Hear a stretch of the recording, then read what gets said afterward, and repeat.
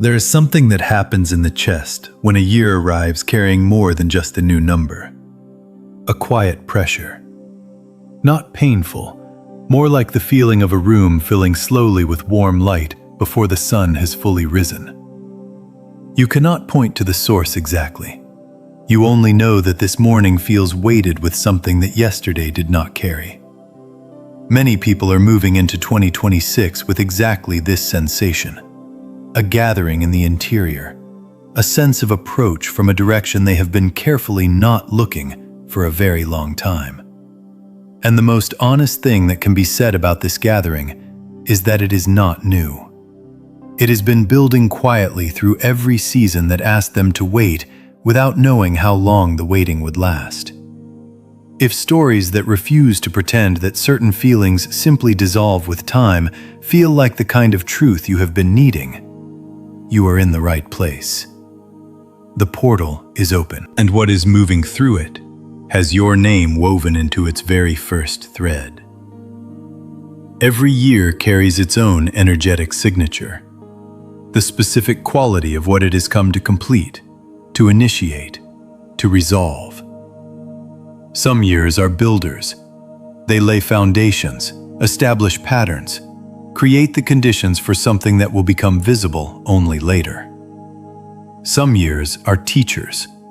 They present the specific curriculum that the soul has been scheduled to receive, whether the student feels ready or not. And some years are arrivers, years that carry the completed work of everything that came before them.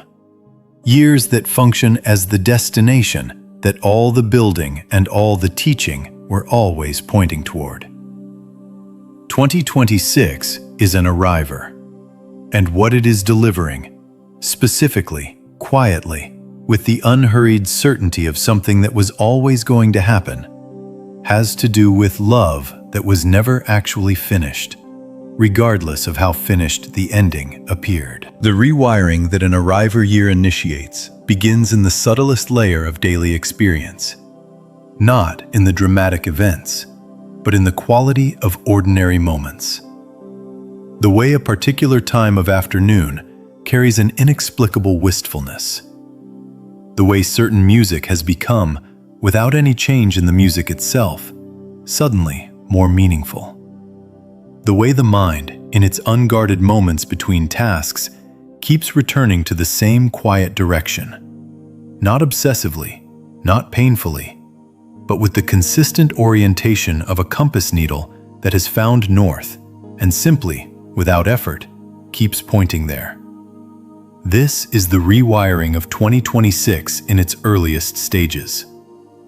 The interior landscape quietly reorienting toward the arrival of something that the surface life has not yet reflected, but that the deeper life has already registered as incoming. What makes a karmic return different from every other kind of relational development is the specific quality of inevitability it carries.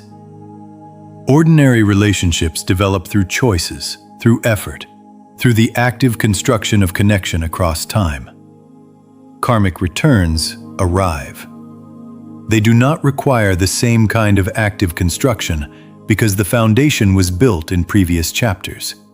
The mutual knowledge, the specific understanding, the particular quality of being known by this one specific person in this one specific way.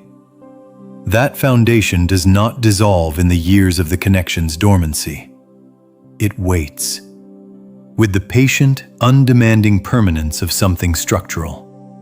And when the conditions shift, when both people have completed the growth that the connection's absence was demanding, the foundation simply reasserts its presence, quietly, with complete authority.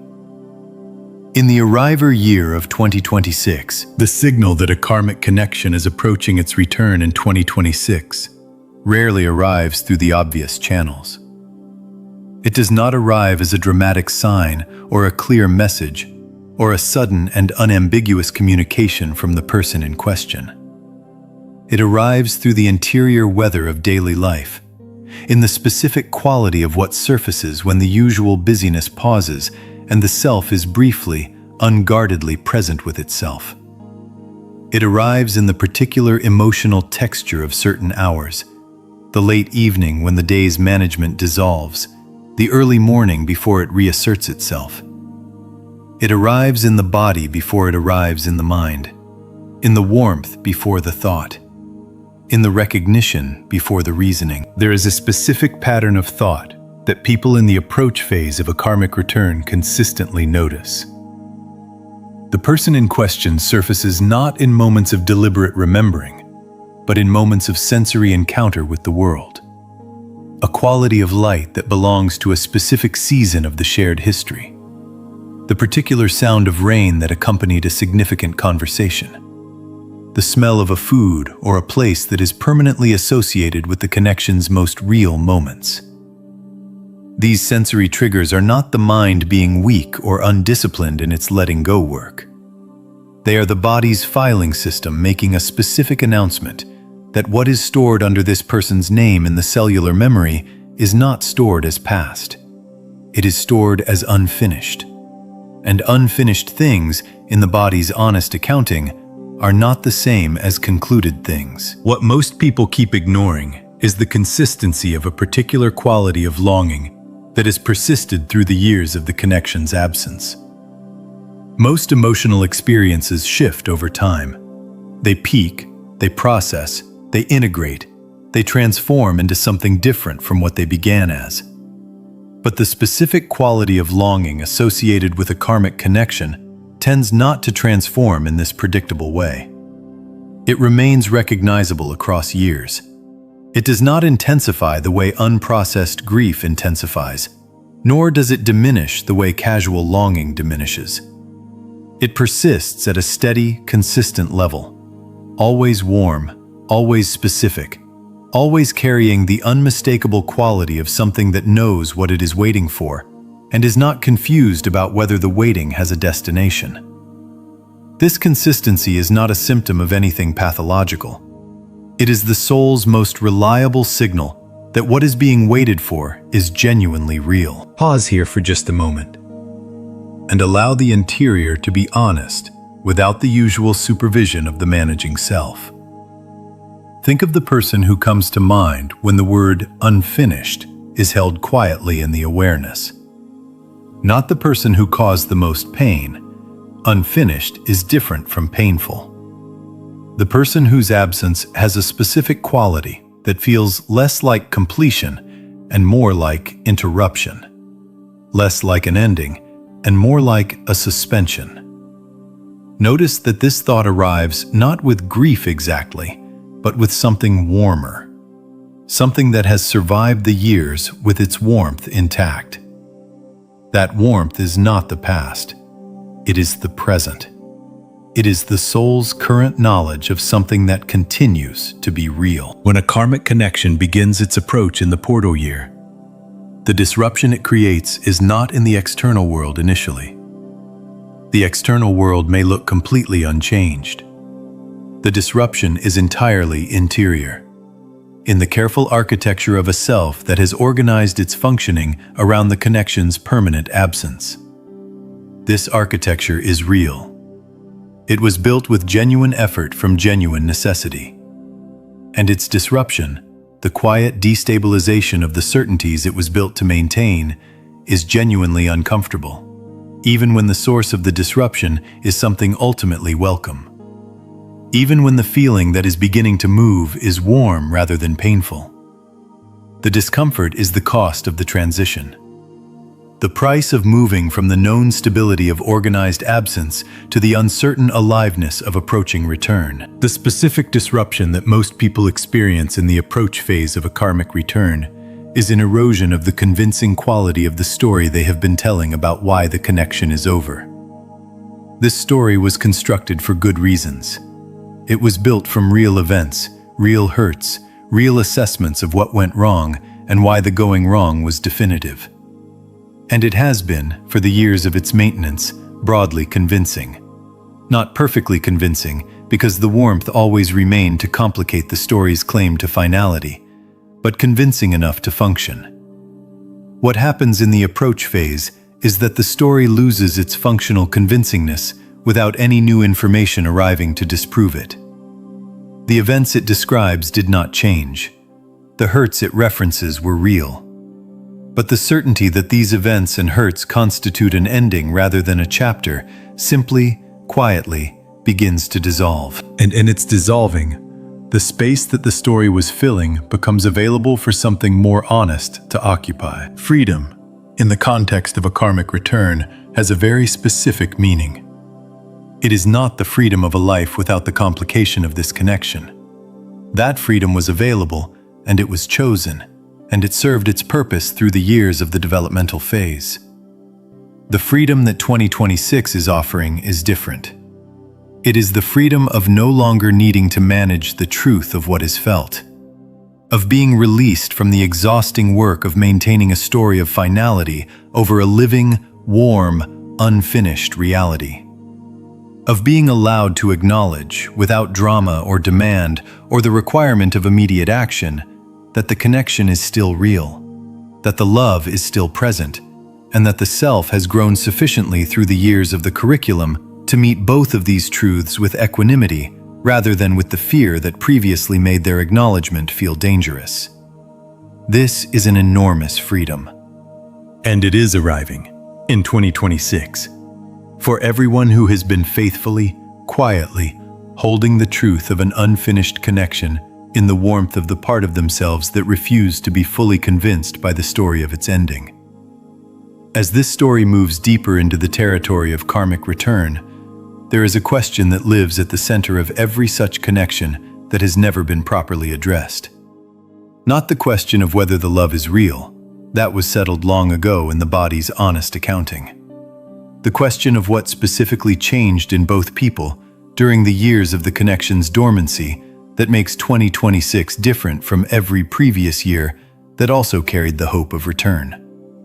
That answer is not what most people expect, and it changes everything about how the return is approached. The question of what changed during the years of the karmic connection's dormancy is answered most accurately not by looking at the events of those years, but at the quality of the person who moved through them. Because karmic curriculum is not about what happens. It is about what is produced in the person by what happens. The same events lived through by different people with different orientations produce entirely different outcomes. What matters is not the curriculum itself, but the specific capacities it developed. And the capacities that a karmic connection's developmental phase is designed to produce are always the exact capacities that the connection's completion will require. Not generic growth, targeted preparation. The most significant shift that most people sleep through is the one that happens in the other person during the years of the connection's dormancy. Because the attention during those years tends to be organized around one's own growth, one's own healing, one's own reconstruction of a life in the connection's absence, the other person's development happens off-screen, without witness, in the private curriculum of their own karmic lessons. And yet it is happening, with the same patient intelligence, through the same targeted developmental process, toward the same end. The version of them that is approaching 2026 is not the version that was present in the most difficult chapters of the shared story. They have been changed by their own curriculum in ways that are specifically responsive to what the karmic connection between you required. And the approaching return is the meeting of two people who have each, separately, done the specific work that their shared connection required of them. The shift that 2026 makes visible is the shift in what is now possible between these two changed people. The dynamic that generated the connection's difficulty in previous chapters was not a failure of love. It was a collision of specific, unresolved patterns. Patterns that each person brought to the connection and that the connection's intensity forced into visibility. The years of the developmental phase were organized around these patterns, understanding them, tracing them to their origins, dismantling the mechanisms that kept them running. And this work, done honestly and thoroughly on both sides, changes the fundamental relational dynamic.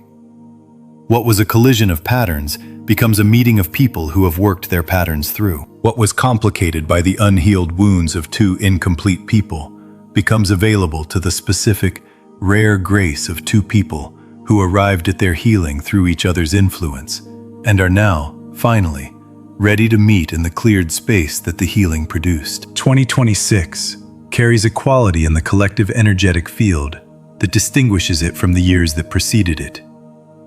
A quality that those who are inside karmic connections register with a specific clarity. It is the quality of a cycle completing. Not a small cycle, a large one. The kind of cycle whose completion reorganizes the landscape of possibility in ways that the years inside the cycle could not predict. And the reorganization that 2026's completion is producing in the field of karmic love is specifically this. The conditions that made certain connections return impossible, the specific configurations of circumstance, timing, growth, and readiness that needed to shift before two people could meet again at the level their connection requires, are shifting.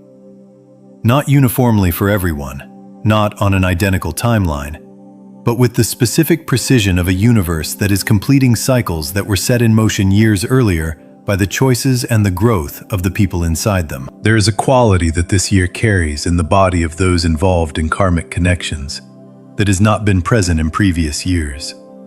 A quality of permission. Not permission granted by an external authority, permission arising from within the self.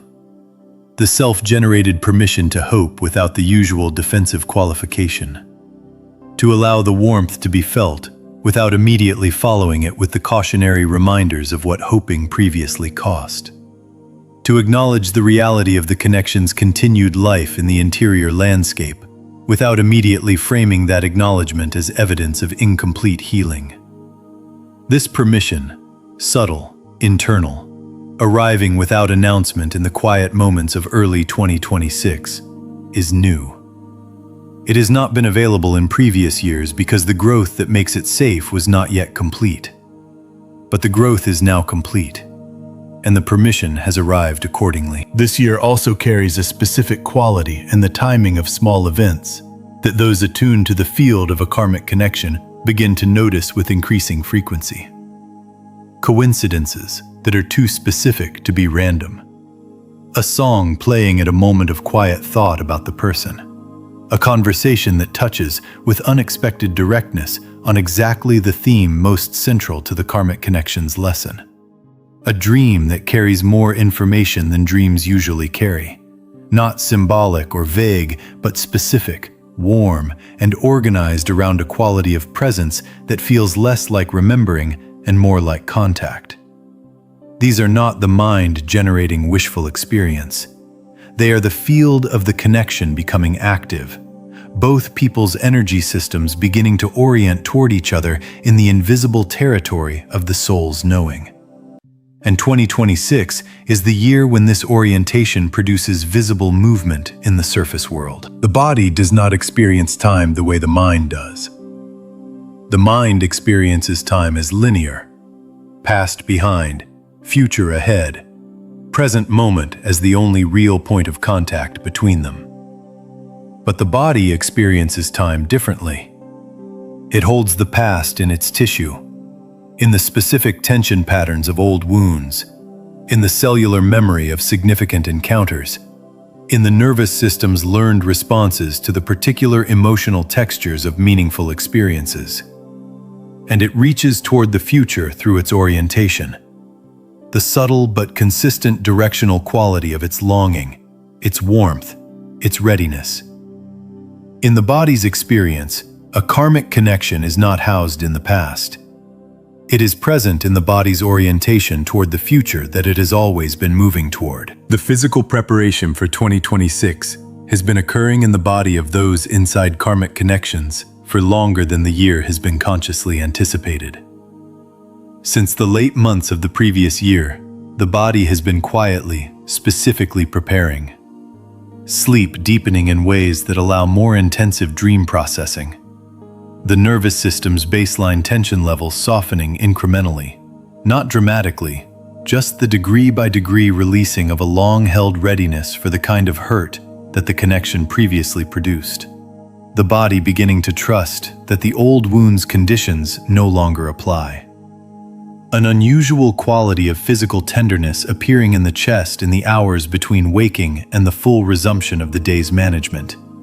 The body's most unguarded hours, when it communicates most honestly about what it is carrying and what it is approaching. There is one physical sign specific to the approach of a karmic return in a portal year that differs from all the signs described in previous portals. It is a change in the quality of breathing. Specifically, an occasional spontaneous deepening of the breath that occurs in moments of quiet without any conscious intention to breathe deeply.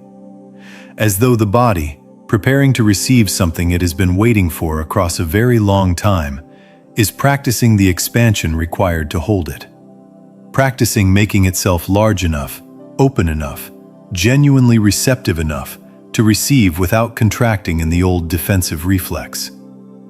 This spontaneous breath is the body's preparation for a return it already knows is coming. And if you have noticed it, in the early mornings, in the quiet evenings, in the specific moments when the warmth surfaces and the breath deepens without being asked to, your body has already confirmed what this story is telling you. Something is on its way. And the body has been getting ready longer than the mind has been willing to admit. Here is something that reframes the entire experience of karmic waiting when it is understood clearly. First, longitudinal studies following separated couples who eventually reunite consistently find that those who reunited after the longest periods of separation reported the highest levels of relationship satisfaction, suggesting that what the separation built in both people was not just the endurance of waiting, but the specific quality of maturation that made deeper connection possible. Second, virtually every wisdom tradition that addresses the phenomenon of karmic love identifies a specific preparatory period, a time of individual growth and development that must be completed before the connection can fulfill its highest purpose, suggesting that the waiting is not incidental to the karmic story, but structural to it. Third, the human heart generates a measurable electromagnetic field that extends approximately 3 to 5 feet beyond the body in all directions, meaning that two people who were once in close emotional attunement remain capable of influencing each other's physiological state even before any conscious contact is made, which gives a biological basis to the experience of feeling someone's approach before any external signal has been received. The door that 2026 opens in a karmic connection is not located in the future. This is perhaps the most important reorientation this story can offer, and it requires a moment of genuine consideration. Most people experience themselves as waiting for a door that has not yet appeared, waiting for the circumstances to align, for the other person to move, for the specific event that will constitute the opening. But the door of a karmic return in a portal year is not located in the approaching future. It is located in the present moment of the self's interior, in the specific place where the decision is made, daily, to remain open rather than closed. The door is not somewhere the self is walking toward. It is something the self either is or is not in each moment. And 2026 is the year when remaining open, which previously required effort, begins to require less effort. Because the self has grown into its opening, because the opening has become, through the years of faithful practice, the natural state. In the ancient Chinese concept of Wu Wei, the principle of effortless action, of moving in alignment with, rather than against the natural current of events, there is a specific understanding of how significant arrivals occur in a life. They do not occur through force. They do not occur through the effortful manufacture of the conditions required.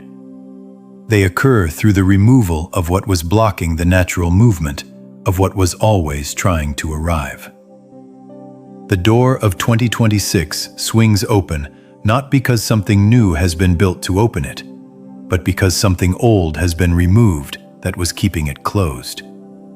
The last layer of the defensive architecture, the final remaining convincing quality of the story of finality.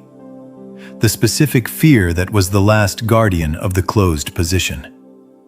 Each of these has been worked through, specifically and honestly, in the years of the karmic curriculum. And now, with the last guardian gone, the door moves. Quietly, completely, of its own accord. The room beyond this door contains something that previous chapters of the karmic connection never quite managed to sustain. Simplicity. Not the simplicity of a love without depth or without history. The simplicity of a love that has moved through the full complexity of its own education and arrived at the clean, clear, uncluttered truth of what it is. Without the distortions of projection or idealization, or the complicated weight of unhealed wounds that previous chapters carried. The room beyond the door of 2026 is where the karmic connection gets to be what it always, at its deepest and most honest level, actually was. Not the dramatic, complicated, intensity-defined thing that the developmental phase required it to be. The real thing. The warm, specific, unperforming, genuinely sustaining, real thing. And standing in that room, on the other side of everything the karmic curriculum required, it is worth every single year of the journey to get there. There is a specific gift that the years of karmic patience produce that is entirely invisible until the moment it becomes necessary. It is the gift of knowing the difference between the connection and the need, between the genuine love of a specific person for who they actually are and the need for a certain kind of connection that this person has come to represent. In the early chapters of a karmic connection, these two things are often completely entangled, the love and the need so interwoven that it is impossible to distinguish what is genuinely seen from what is being projected, what is loved for itself from what is loved for what it promises to provide. The years of the karmic curriculum, specifically the years of the connection's absence, perform the separation. They teach the self what it genuinely needs by requiring it to meet those needs independently. And in the learning, the genuine love is distinguished from the need. What remains, purified of the need, is the real thing. The patience of karmic waiting also produces a very specific quality of non-attachment that is different from indifference. Non-attachment in the genuine sense is not the absence of caring. It is caring without the specific quality of grasping that transforms love into ownership, that turns the desire for connection into a demand for it, that makes the other person responsible for the self's completion rather than a companion in two separate completions. The years of karmic waiting build non-attachment by requiring the self to complete itself independently, to find genuine joy, genuine meaning, genuine fullness in the life constructed in the connection's absence. And what this produces is not a self that cares less about the connection, but a self that cares differently, with open hands rather than grasping ones, with genuine delight in the other rather than desperate need of them. This quality, this open-handed, genuinely delighted, non-grasping love, is what the karmic curriculum was building. And it is what 2026 is finally delivering into the possibility of full expression. What years of karmic patience unlock, in the specific context of 2026, is the capacity to receive the return without being destabilized by it. This is less obvious than it sounds.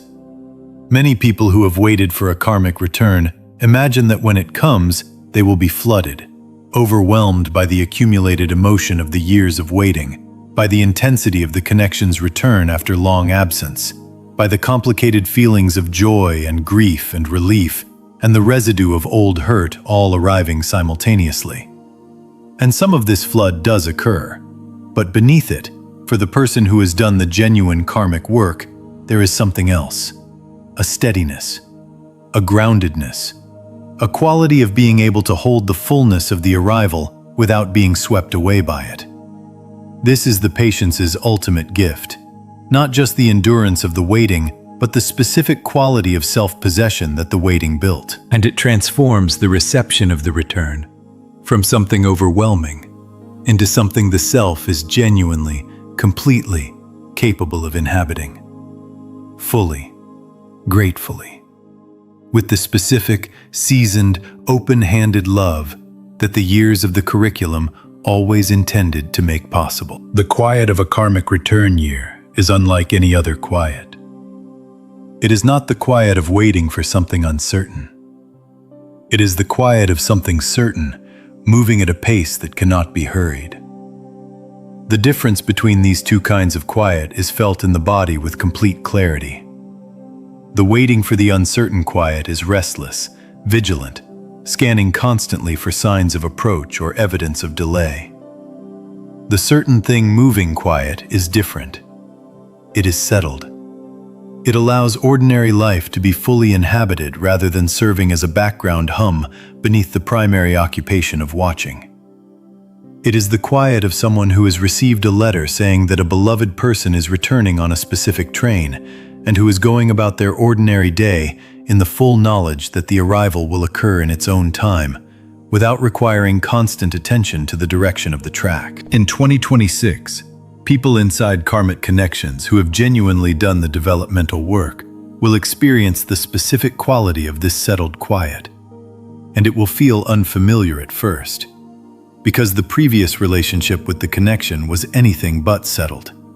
It was characterized by the vigilant, effortful quality of managing something that required constant management. The quiet of settlement, arriving in its place, can initially feel like indifference, as though the caring has diminished because the vigilance has eased. But this is a misreading. The caring is not less. The quality of the caring has changed. It has moved from the anxious, management-oriented caring of incompleteness to the spacious, undemanding caring of genuine maturation. And this change in the quality of caring, from effortful to natural, from managed to simply present, is one of the clearest signs that the karmic work has been completed and the return is approaching, on a timeline that no longer requires the self's anxious supervision. The click that comes in 2026 for those inside Karmic connections is the most final click in the entire landscape of this story. It is the click of a very long cycle completing, of a pattern that has been running since the Karmic connection's first significant contact, finally resolving its last iteration. Of the self-recognizing, with a clarity that does not require words or explanation, that it is no longer inside the curriculum, that it has arrived somewhere genuinely new. Not the new of unfamiliar territory, but the new of familiar territory finally freed from the complications that previously obscured its beauty. The click sounds like this. Oh, this is what it was always supposed to feel like. Not better than expected. Better than could have been expected. The Karmic connection, in its completion, delivers exactly what it always promised at its most real and honest moments. And what it delivers is worth, with a specificity that can only be known from inside the experience, every year of the waiting that preceded it. The final phase of the Karmic test is its most subtle and its most demanding, because it requires the one thing that all the previous phases were building toward without ever quite arriving at: the willingness to hold the truth of the connection without requiring it to resolve on any particular timeline. The willingness to know what is real, to feel what is present, to be oriented toward what the soul knows is moving in its direction, and to live fully and genuinely, and without performing either attachment or detachment in the ordinary days that precede the arrival.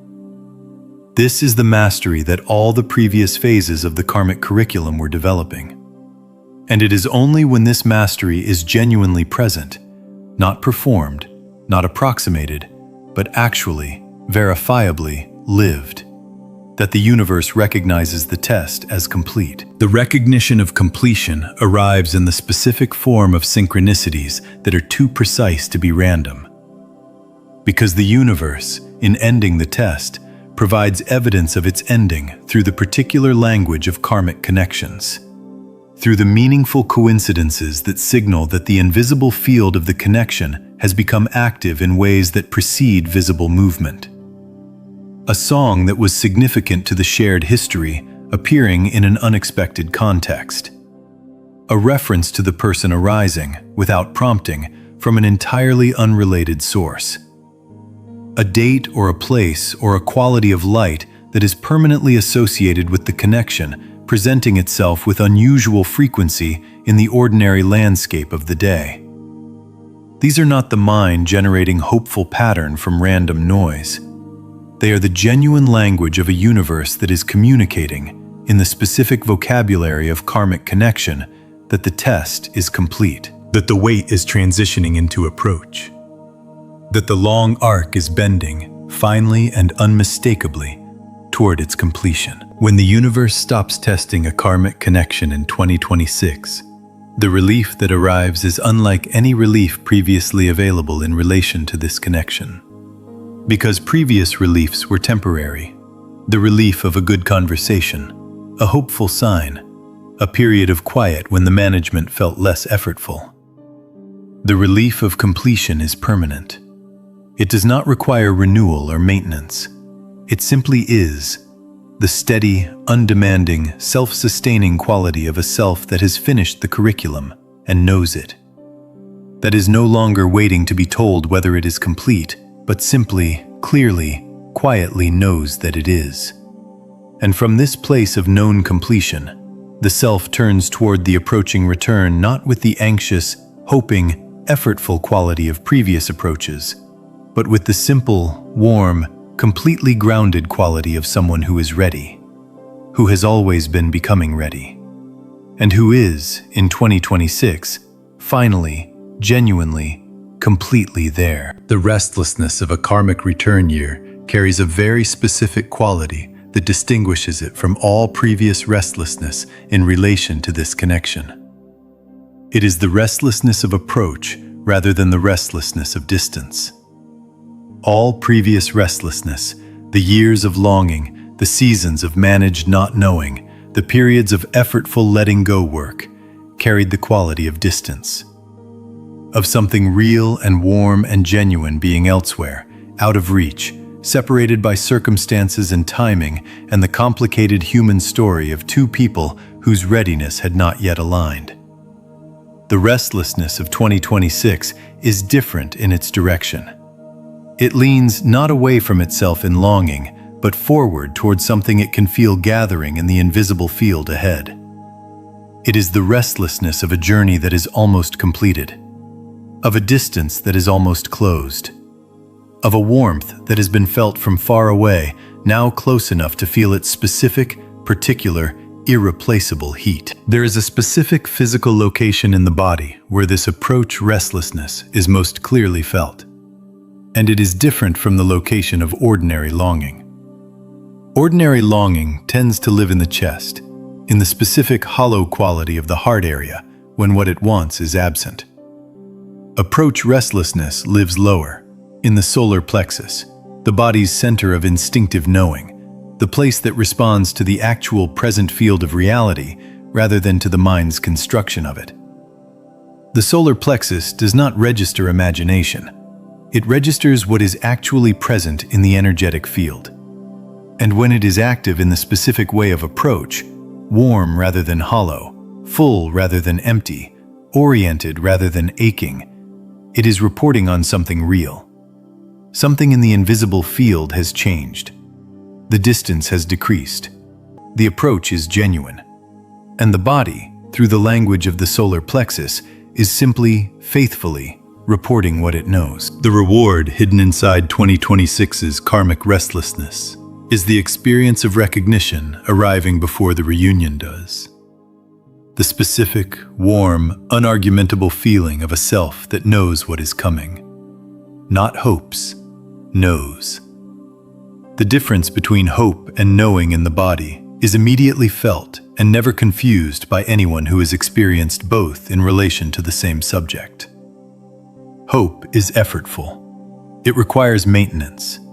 It is vulnerable to the evidence of the ordinary day and must be renewed against that evidence repeatedly. Knowing is effortless. It does not require maintenance.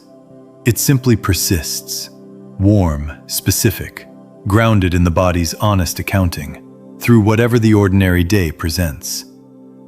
The arrival of knowing, in place of hope, in relation to a karmic connection, is one of the most significant interior events available to a human being. And it is the event that 2026, for those whose karmic curriculum is completing, is delivering. Not as something constructed, as something finally, after all the years of building toward it, simply and completely true. The return of a karmic connection in 2026 is not the end of a story. It is the beginning of the version of the story that the entire karmic arc was building toward. Every chapter that preceded it, the intensity of the first recognition, the development through the connection's difficulty, the growth of the years of absence, the patient maintenance of the warmth through all the seasons that gave it no encouragement, every chapter was preparatory. It was the building of the specific capacities, the healing of the specific wounds, the development of the specific qualities in both people that the connection's completion would require. And now, in 2026, the preparation is complete. The building is finished. The two people who were always meant to arrive at this chapter have arrived. And what begins here is not a second chance at the old story. It is the first real beginning of the story that the old chapters were always, beneath their difficulty and their incompleteness, trying to become. Something long overdue arrives in 2026, carrying a quality that no previous approach of this connection carried. The quality of both people being simultaneously ready. In every previous chapter, the readiness was asymmetric. One person further along in their growth than the other. One person's healing more complete. One person's capacity for the love the connection required more developed. This asymmetry was not a failure. It was the developmental phase doing its work at its own pace in two separate people. But the return that 2026 is carrying arrives at the specific moment when the asymmetry has resolved. When both people, through their separate karmic curricula, have arrived at sufficient completeness. When what meets in the reunion is not the collision of two people's incomplete patterns, but the meeting of two people's worked-through wisdom. And the quality of connection that becomes possible from this meeting point is something that neither person, in any previous chapter, had the full capacity to either offer or receive. Something long overdue is almost here. And it carries within it something that cannot be manufactured or shortened or approached through any path other than the specific one that was walked to arrive at this moment. It carries the specific warmth of a love that has been tested by everything that could test it. The specific trust of two people who know each other at the level that only shared difficulty and shared growth can produce.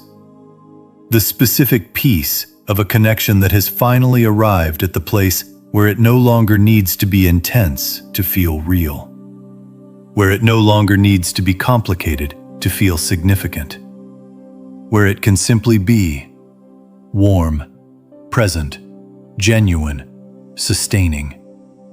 In the ordinary days of two ordinary lives that have been made by the entire arc of the karmic journey into something that ordinary never quite covers. You have walked the full length of this curriculum with faithfulness and with grace. The arrival that 2026 is carrying is not a gift from outside your story.